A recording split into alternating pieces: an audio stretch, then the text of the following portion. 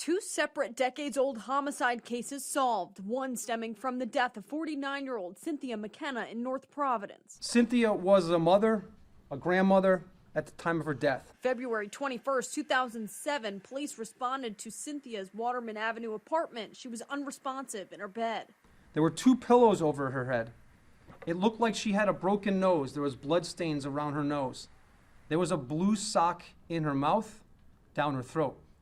There was tissues up her nose, and she was wearing only one blue sock. That matched. There was no signs of struggle in the apartment at all. The TV was on low. There was prepared food on in the kitchen. The door, no sign of forced entry. No sign of forced entry anywhere. It suggested to the investigation back then, and it suggested to our investigation, that this was done by someone who knew her. Throughout the investigation, witness statements provided insight into her hostile relationship with the man she loved, Robert Corey. Detectives interviewed over 90 people, and Cynthia's daughter, Jacqueline, never gave up hope. For 18 years, 8 months, and 9 days, I have mourned my mother, Cindy. And although my journey for justice may have wavered, it never stopped.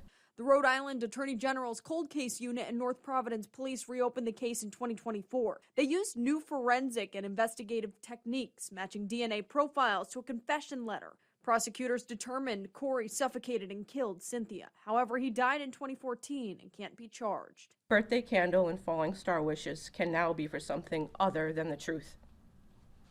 This is the end of the criminal investigation, not the end of her memory. I will continue to do advocacy in her honor. Domestic violence victims should never be silenced. My heart is not suddenly mended. The truth does not magically bring her back. I will forever grieve her loss. Her life mattered and always will. The family of Deborah Stone is also getting closure. September 2nd, 1984, Narragansett police recovered the 24-year-old's body in the Narrow River after it was found by boaters. Deborah's body was wrapped in a floral sleeping bag. That sleeping bag was tied with a rope or a line, and it was anchored to a cinder block. And significantly, importantly to the detectives back then, there was one white work glove caught in the rope. Multiple witnesses pointed to Robert Jeremiah of Johnston. However, at the time, investigators had a lack of confidence in their informants. The Cold Case Unit joined the case in 2023 alongside the Narragansett Police Department, reviewing all original records, interviewing 32 witnesses over 11 months. And despite 40 years passing, all witness statements remain the same. It was established Jeremiah strangled Deborah and threw her body into the Narrow River. Jeremiah died in 1995, so he can't be charged either. I think with the Deborah Stone case, it really was a lack of confidence in that major informant, because I think he was a lot younger, and having dealt with people that you try to use that are less than savory to help your case, at the time they must have made the call that he wasn't a credible person to put on the stand. I think time really did add to his credibility.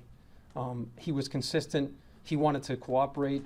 I've been waiting for you, the first thing. So I think that was a huge thing, because there wasn't much in that case. We tried DNA. We didn't get the responses that we wanted to DNA. It was all about the witnesses and the corroboration of their testimony.